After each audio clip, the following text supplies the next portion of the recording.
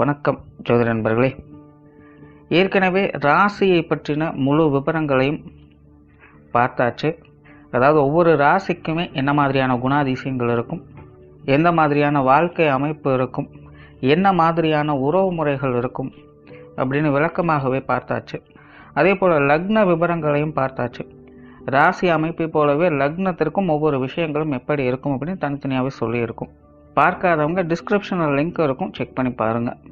இனி ராசி மற்றும் லக்னம் இது ரெண்டும் சேர்ந்த அமைப்பு எப்படி இருக்கும் அப்படிங்கிறத பற்றி பார்க்க போகிறோம். ஒரு குறிப்பிட்ட லக்னம் மற்றும் ராசியாக ஒரு மனிதருக்கு அமைந்து வரும் பொழுது அவங்களுக்கு என்ன மாதிரியான விஷயங்கள் இருக்கும் அப்படிங்கிறத பற்றி சில விளக்கங்களை ஜோதிடத்தில் பொதுவாக சொல்ல முடியும். இனி அந்த விஷயங்களை பற்றி தொடர்ச்சியாக பார்க்கலாம்.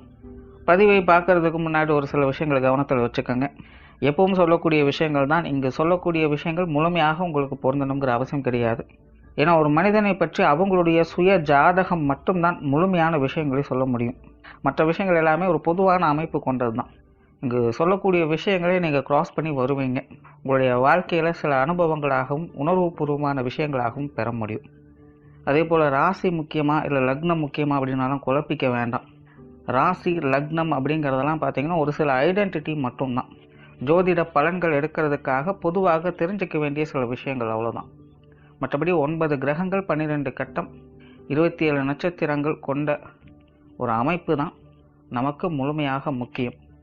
அதுதான் ஒவ்வொரு செகண்டும் நமக்கு தேவையான எல்லா விஷயங்களையும் தீர்மானிக்கிறது. அதனால் ராசி முக்கியமாக இல்லை லக்னம் முக்கியமாக அப்படின்னாலும் குழப்பிக்காதீங்க. நம்ம யாருன்னு கேட்டால் நம்மளுடைய பேரை எப்படி ஒரு அடையாளமாக சொல்கிறோமோ அந்த மாதிரி தான் நம்மளுடைய சுய ஜாதகத்திற்கு அடையாளமாக இந்த ராசியும் லக்னமும் அமைந்து வருது. மற்றபடி இங்கே எல்லாமே முக்கியம் அப்படிங்கிறத மனசில் வச்சுக்கோங்க. மீன ராசி கன்னி லக்னம். இந்த மீன ராசி கன்னி லக்ன அமைப்பை பார்த்தீங்கன்னா சாத்வீகமானது அப்படின்னு சொல்லலாம். இவங்கக்கிட்ட புத்திசாலித்தனமும் இருக்கும், இனிமையான குணமும் இருக்கும். அதே போல் தன்னலம் கருதாத நபர்கள். இவங்கக்கிட்ட சுயநலம் அப்படிங்கிறது வேலை செய்யவே செய்யாது. எப்போவுமே மற்றவர்களுக்காக, தன்னை சுற்றி இருப்பவங்களுக்காக, தன்னை நம்பி இருக்கிறவங்களுக்காக சிந்தித்து செயல்படக்கூடியவங்க. இவங்களை பற்றி யோசிக்கிறத விட இவங்க மற்றவர்களை பற்றி, அதாவது உடன் இருப்பவர்களை பற்றி யோசிக்கிறது தான் அதிகம். வெகுஜன பிரியர்கள். இவங்களுக்கு தனிமை அப்படிங்கிறது செட் ஆகாது. இவங்களுக்கு யாரோ ஒருத்தருடைய சப்போர்ட் அப்படிங்கிறது கண்டிப்பாக தேவைப்படும். எப்போவுமே ஒரு கூட்டு வாழ்க்கையை வாழணும் அப்படிங்கிற எதிர்பார்ப்பு இவங்களுக்கு அதிகம் இருக்கும். பெருசாக எந்த ஒரு ஆடம்பரமான விஷயங்களுக்கும் சரி, அலட்டலான விஷயங்களுக்கும் சரி உட்படுத்தப்படாதவங்க. இவங்களுடைய எதிர்பார்ப்பே பார்த்திங்கன்னா ரொம்பவுமே சிம்பிள் தான்.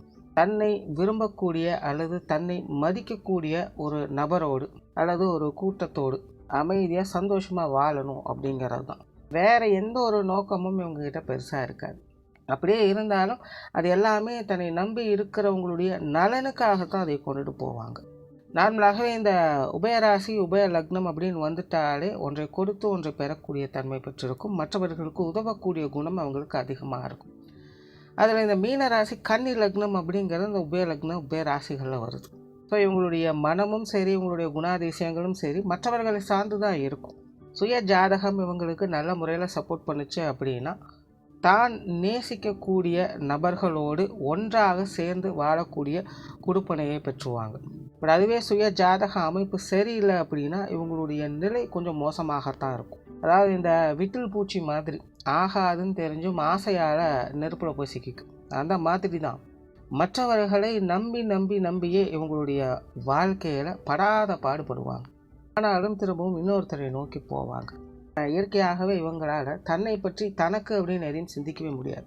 சுய ஜாதகத்தில் அசுப கிரகங்களுடைய ஆதிக்கம் அதிகமாக வேலை செய்யுது அப்படின்னா இவங்களுடைய லைஃப்பில் மற்றவங்களால் நிறைய கஷ்ட நஷ்டங்களுக்கு உட்படுவாங்க. நிறைய மன வருத்தங்கள் இவங்க கூட இருக்கிறவங்களால அல்லது இவங்க நம்பக்கூடியவங்களால் ஏற்படும். அதே போல் இவங்களுக்கு இயற்கையாகவே புத்திக்கும் மனதிற்கும் இடையான போராட்டம் மாதிரி எப்போவுமே ஒரு விஷயம் போய்கிட்டே இருக்கும். புத்தி சரிங்கிறத மனசு ஒத்துக்காது, மனசு சரிங்கிறத புத்தி ஒத்துக்காது. அதனால் இவங்களுடைய வாழ்க்கை நிலையும் பார்த்திங்கன்னா கண்டிப்பாக அப்ஸ் அண்ட் டவுன்ஸ் அப்படிங்கிறது கண்டினியூஸாக இருந்துக்கிட்டே தான் இருக்கும். ஒரு 10 வருஷம் நல்லா இருப்பாங்க, திரும்பவும் 10 வருஷம் கஷ்டப்படுவாங்க, திரும்பவும் 10 வருஷம் நல்லா இருப்பாங்க, திரும்பவும் 10 வருஷம் கஷ்டப்படுவாங்க. அதே போல் சில விஷயங்கள் காரியங்கள்லாம் இவங்களுடைய குணாதிசயங்களை கொஞ்சம் வித்தியாசமாக இருக்கும். கஷ்டத்துலேயும் சிரிக்கக்கூடியவங்க, சந்தோஷத்துலேயும் அழுகக்கூடியவங்க. அதே போல் மற்றவர்கள் ரொம்ப ஈஸியாக எடை போட்டுடுவாங்க. மற்றவங்க இப்படிப்பட்டவங்க தான் அப்படின்னு கொஞ்சம் நேரம் பழகினாலே புரிஞ்சுக்குவாங்க. அவங்களுடைய தேவை என்ன அப்படிங்கிறத தெரிஞ்சுக்குவாங்க. அவங்க உண்மையாக தான் நம்மக்கிட்ட பழகுறாங்களா, இல்லை அவங்களுடைய தேவைக்காக பழகுறாங்களா அப்படிங்கிறத அப்சர்வ் பண்ணிடுவாங்க. அதே போல் பெரும்பாலும் இவங்களை சுற்றி இருக்கிறவங்க எல்லாருமே கொஞ்சம் சுயநலவாதிகள் போல தான் இவங்களுடைய அறிவு இவங்களுக்கு உணர்த்தும். ஏதாவது தேவை இருந்தால் தானே என்னை தேடி வருவீங்க, இல்லைன்னா என்னை தேடி எதுக்கு வர போகிறீங்க அப்படின்னு இவங்க மற்றவங்ககிட்ட அடிக்கடி சொல்லுவாங்க, இல்லைன்னா நினச்சி கொள்ளவாவது செய்வாங்க. பட் ஒரு விதத்தில் அது உண்மையும் கூட. அவங்களுக்கு ஏதாவது தேவை இருக்கும் பட்சத்தில் தான் இவங்களை தேடி மற்றவங்க வரவே செய்வாங்க, இல்லைன்னா வரமாட்டாங்க. பட் அதுக்காக அதை நல்லது கெட்டது சரி தப்பு அப்படின்னு ஜட்ஜ்மெண்ட்டெல்லாம் பண்ண முடியாது. ஏன்னா இது ஒரு கொடுக்கல் வாங்கல் முறையில் நடைபெறக்கூடிய ஒரு விஷயம். ஸோ உபயம் அப்படின்னு வந்துட்டாலே ஒன்றை கொடுத்து ஒன்றை பெறக்கூடியது தான். பரிமாற்ற முறை இல்லை அப்படின்னா அங்கே ஒன்றும் வேலை நடக்காது. இது இவங்களோட லைஃப்பில் எல்லா விஷயங்களுக்குமே பொருத்தும். என்ன சுய ஜாதகத்தில் சுப கிரகங்களுடைய ஆதிக்கம் இருந்தது அப்படின்னா இது எல்லாத்தையும் சந்தோஷமாக அவங்க செயல்படுத்துவாங்க.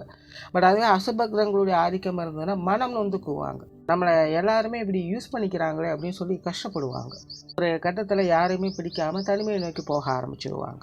ஸோ கிரகங்களுடைய அமைப்புகள் அப்படிங்கிற இந்த ராசி லக்னங்களுக்கு ரொம்ப ரொம்ப முக்கியம். மற்றபடி குண ரீதியாகவும் சரி மன ரீதியாகவும் சரி ரொம்பவுமே நல்லவங்க. ஆரம்பத்திலே சொன்ன சாத்வீகத்தன்மைகள் கொண்டவங்க. இவங்களை பெருசாக குற்றம் குறை சொல்கிறதுக்கு எதுவுமே இல்லை. இவங்க கொடுக்கணும்னு நினச்சிட்டாங்கன்னா இவங்ககிட்ட இருக்கிற எல்லாத்தையுமே கொடுத்துருவாங்க.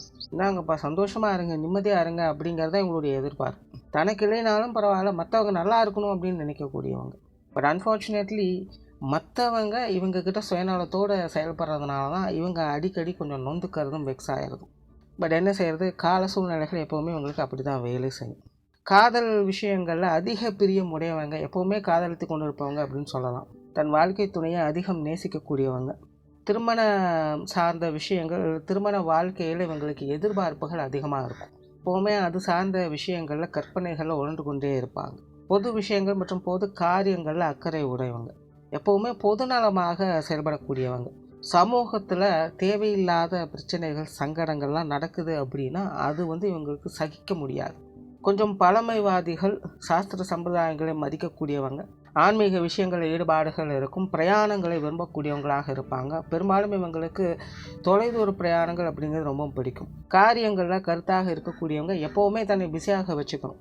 வேலைகளை தேடிக்கொண்டே இருப்பவங்க அப்படின்னு சொல்லலாம். அதாவது சாதாரணமாகவே சும்மா இருக்கும்போதே பார்த்திங்கன்னா இதை செய்யலாமா, அதை செய்யலாமா, அப்படி செய்யலாமா, இப்படி செய்யலாமா அப்படின்னு இவங்களுடைய எண்ணம் ஓடிக்கிட்டே இருக்கும். ஏதாவது ஒரு காரியங்களை செய்யணும் அப்படிங்கிற நோக்கம் இவங்களுக்குள்ள எப்பவுமே ஓடிக்கிட்டு இருக்கும். பட் அதை இவங்க செயல்படுத்துகிறாங்களா இல்லையா அப்படிங்கிறது ரெண்டாவது விஷயம். பல விஷயங்கள் யோசனையோடு நின்றும் அப்படிங்கிறத ஒன்று. அப்படி இருந்தாலும் எப்போவுமே எதையாவது ஒன்று செய்யணும் அப்படின்னு யோசனையில் இருக்கக்கூடியவங்க. வீண் செலவுகள் விரயங்கள் பண்ணுறது இவங்களுக்கு சுத்தமாக பிடிக்காது. அதிர்ஷ்டத்தை விரும்பக்கூடியவங்க. ஆசைகள் இவங்களுக்கு கொஞ்சம் அதிகமாகவே வேலை செய்யும். சென்டிமெண்ட்டான நபர்கள். நட்பை அதிகம் விரும்பக்கூடியவங்க. பொருளாதாரம் சார்ந்த விஷயங்களில் இவங்களுக்கு ஈடுபாடுகள் எப்போவுமே இருக்கும். ஸ்போர்ட்டிவ் தன்மை அதிகம் கொண்டவங்க. கொஞ்சம் ஃப்ளெக்சிபிளான நபர்களும் கூட. குடும்ப வாழ்க்கையை பொறுத்த வரைக்கும் பெரும்பாலும் இது ஒரு கலவையான நிலைகள் இருக்கும். அது குடும்ப விஷயங்கள் காரியங்கள் அப்படின்னு வரும்பொழுது இவங்களுடைய பங்களிப்புகள் கொஞ்சம் குறைவாகத்தான் இருக்கும். ஒரு கடமை செய் பலனை எதிர்பாராது அப்படிங்கிற மாதிரி குடும்பத்துக்கு அத்தியாவசிய தேவைகளை ஏதாவது ஒரு வகையில் பூர்த்தி செய்வாங்க. பட் இருந்தாலும் சென்டிமெண்ட் பிரியர்கள். குடும்ப உறவுகள் மேலே மதிப்பு மரியாதை வைத்திருக்கக்கூடியவங்க. உறவுகளின் பலத்தை அதிகம் எதிர்பார்க்கக்கூடியவங்க. அதாவது இவங்களை பொறுத்த வரைக்கும் இப்படித்தான் இருக்கணும் அப்படித்தான் இருக்கணும் அப்படிங்கிற எந்த ஒரு கோட்பாடும் கிடையாது. பிரச்சனை இல்லாமல் இருக்கணும். தனக்கு எல்லாரும் ரெஸ்பான்சிபிளாக இருக்கணும் அப்படின்னு எதிர்பார்க்கக்கூடியவங்க. அந்த விஷயங்கள் எல்லாம் மீறும்போது தான் இவங்களுக்கு குடும்பத்துக்குள்ளே சில சங்கடங்கள் அப்படிங்கிறது எதிர்கொள்ளும். பெற்றோர்கள் சார்ந்த விஷயங்கள் இது ஓரளவுக்கு உங்களுக்கு சாதகமாகவே இருக்கும். நார்மலாக பெற்றோர்கள் வகையில் சகாயங்களையும் ஆதாயங்களும் பெறக்கூடியவங்க. பெற்றோர்கள் மேலே இவங்களுக்கு மதிப்பு மரியாதை அப்படிங்கிறது இருக்கும். இவங்க பெற்றோர்களுக்கு செய்யக்கூடிய விஷயங்களாகட்டும் அல்லது பெற்றோர்கள் இவங்களுக்கு செய்யக்கூடிய விஷயங்களாகட்டும் அந்தந்த வயது குறித்தான விஷயங்களை கடமைகளை சரியாக செய்து வரக்கூடியவங்க. இவங்களுடைய தாயாருக்கு அவங்களுடைய பெற்றோர்கள் மேலே மதிப்பு மரியாதை அதிகமாக இருக்கும். அதே நேரம் அவங்க வகையிலேயே சில சங்கடங்களையும் பார்த்து வருவாங்க. அதே போல் இவங்களுடைய தந்தைக்கு அவங்களுடைய உடன்பிறப்புகள் மேலே மதிப்பு மரியாதை இருக்கும். பட் அதே போல் அவங்களுக்கும் அவங்க மூலமாகவே சில சங்கடங்கள் அப்படிங்கிறது வந்து போகும். அடுத்த உடன்பிறப்புகள் சார்ந்த விஷயங்கள் இது ஒரு கலவையான நிலைகள் இருக்கும். பெரும்பாலும் ஏட்டிக்கு போட்டியான விஷயங்கள் கொஞ்சம் அதிகமாக இருக்கும் அப்படின்னு சொல்லலாம்.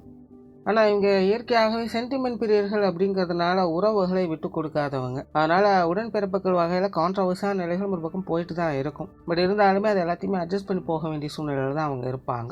ஜென்ரலாக உடன்பிறப்புகள் அப்படிங்கும்போது பாச போராட்டங்கள் அப்படிங்கிறது ஒரு பக்கம் இருந்துட்டு தான் இருக்கும். பட் இருந்தாலுமே பட்டுப்படாமல் இருக்கக்கூடிய விஷயங்கள் தான் அவங்களுக்கு அதிகமாக வேலை செய்யும்.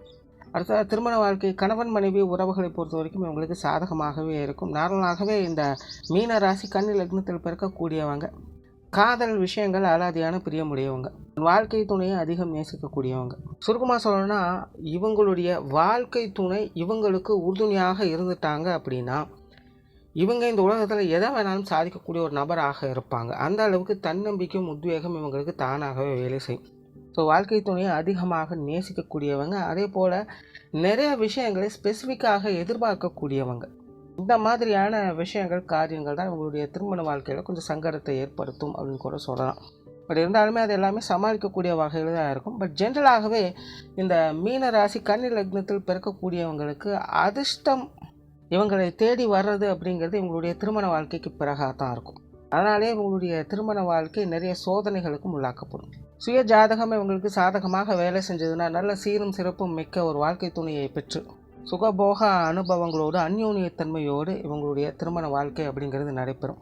பட் அதுவே சுய ஜாதகம் செட் ஆகலை அப்படின்னா வாழ்க்கை துணையின் வகையில் அந்த அந்யோன்யத்தன்மை அப்படிங்கிறது குறைபடும். சிலருக்கு தேவையில்லாத பிரிவுகள் கூட ஏற்படும். அதுவே இந்த ராகுகேது தோஷம், செவ்வாய் தோஷம் அப்படிங்கிற அமைப்புகள்லாம் ஏற்பட்டுடுச்சு அப்படின்னா இவங்களுடைய திருமண வாழ்க்கை அப்படிங்கிறது சஞ்சலத்தன்மை கொண்டதாக இருக்கும். ஏன்னா இவங்களுடைய மனமும் புத்தியும் ரொம்பவுமே கான்ட்ரவர்சியலாக செயல்படும். எதை நம்புறது அப்படிங்கிறது இவங்களுக்கே புரியாது, ஒரு குழப்ப நிலையை ஏற்படுத்திடும். இவங்கெல்லாம் இவங்களுடைய திருமண வாழ்க்கையில் இவங்களுடைய வாழ்க்கை துணையை அனுசரித்து போக வேண்டியது ரொம்பவுமே அவசியம். பட் ஜென்ரலாக இந்த மீன ராசி கன்னி லக்னத்தில் பிறக்கக்கூடியவங்களுடைய திருமண வாழ்க்கை அப்படிங்கிறது பெரும்பாலும் சாதகமாக தான் இருக்குது. குழந்தைகள் சம்பந்தப்பட்ட விஷயங்கள் இது ஓரளவுக்கு அனுசரித்து போகக்கூடிய வகையிலே இருக்கும். குழந்தைகள் யாரையும் எதையும் எதிர்பார்க்காமல் தன்னுடைய சொந்த கால நிற்கணும் அப்படிங்கிறது தான் இவங்களுடைய எதிர்பார்ப்புகளாக இருக்கும். அது சார்ந்த விஷயங்களை குழந்தைகளுக்கு ட்ரைனிங் கொடுக்கவும் செய்வாங்க. எதாக இருந்தாலும் தன்னுடைய சொந்த முயற்சியில் அவங்க செஞ்சு பழகட்டும் அப்படின்னு எதிர்பார்ப்பாங்க. அதுக்கு தகுந்த மாதிரி குழந்தைகளுக்கு ஸ்பேஸ் கொடுக்கக்கூடியவங்க தான். நார்மலாகவே உங்களுடைய குழந்தைகள் நல்ல செயல்திறன் கொண்டவங்க. பட் என்னென்னா குழந்தைகளுடைய கோபமும் அவசரமும் பல நேரங்களில் இவங்களுக்கு கொஞ்சம் தொந்தரவுகளாக இருக்கும். மற்றபடி குழந்தைகள் அப்படின்னு வரும்போது ஜென்ரலாக இருக்கக்கூடிய விஷயங்களை எதிர்பார்க்கலாம். நண்பர்கள் மற்றும் உறவினர்கள் சார்ந்த விஷயங்கள் இது பெரும்பாலும் இவங்களுக்கு எப்போவுமே ஒரு பட்டும்படாமல் இருக்கக்கூடிய விஷயங்களாக தான் அமையும். ஃப்ரெண்ட்ஷிப் கூட ஓரளவுக்கு முக்கியத்துவம் கொடுப்பாங்க. பட் ரிலேட்டிவ்ஸ் அப்படின்னு வரும்போது நார்மலாகவே இவங்களுக்கு செட் ஆகாது. ஸோ நார்மலாகவே இவங்களுக்கு இந்த உற்றார் உறவினர்கள் நண்பர்கள் சம்மந்தப்பட்ட விஷயங்கள்லாம் பட்டும்படாமலும் தான் இருக்கும். சொத்து சுகங்கள் சார்ந்த விஷயங்கள் இது உங்களுக்கு சாதகமாகவே இருக்கும். தொழில் வேலை உத்தியோகம் சம்மந்தப்பட்ட விஷயங்கள் சிறப்பாகவே இருக்கும். அதாவது இது சார்ந்த விஷயங்களில் விடாமுயற்சி உடையவங்க. வாழ்க்கை என்ன மாதிரியான சோதனைகளுக்கு உட்பட்டாலும் சரி அதை எப்படியோ ஏதோ ஒரு வகையில் சரி செய்து கொண்டு தன்னுடைய தொழில் வாழ்க்கையை ஜீவன வாழ்க்கையை கொண்டு போயிட்டுருப்பாங்க. அந்த சாமர்த்தியம் இவங்களுக்கு இயற்கையாகவே இருக்கும். ரொம்ப பெருசாக டெவலப் ஆக முடியல அப்படின்னாலும் கூட கீழே விழுந்துட மாட்டாங்க. எப்போவுமே ஒரு சப்போர்ட்டோடு தான் இவங்க செயல்படவே செய்வாங்க. ஸோ அந்த வகையில் இவங்களுடைய தொழில் வேலை உத்தியோகஸ்தானங்கள் அப்படிங்கிற சிறப்பாகவே இருக்கும். பொருளாதார ரீதியான விஷயங்கள் எப்போவுமே கண்ணும் கருத்துமாக செயல்படக்கூடியவங்க. கொடுக்கல் வாங்கல் விஷயங்கள் உங்களுக்கு சிறப்பாக இருக்கும். கடன் சார்ந்த விஷயங்களை மட்டும் கொடுப்பதாலும் சரி வாங்குவதாலும் சரி கவனம் தேவை. வெளியூர் மற்றும் வெளிநாடு சமாச்சாரங்கள்லாம் இவங்களுக்கு ஒரு அளவுக்கே கை கொடுக்கும். ஸோ ஓவராலாக இந்த மீன ராசி கன்னி லக்னத்தில் பிறக்கக்கூடியவங்க இவங்க எப்படி இருக்காங்க அப்படிங்கிறத விட இவங்க கூட இருக்கிறவங்கெல்லாம் இவங்கக்கிட்ட எப்படி இருக்காங்க அப்படிங்கிறத பொறுத்து இவங்களுடைய வாழ்க்கை இவங்களுக்கு பிரதிபலிக்கும். நன்றி, வணக்கம், வாழ்க வளமுடன்.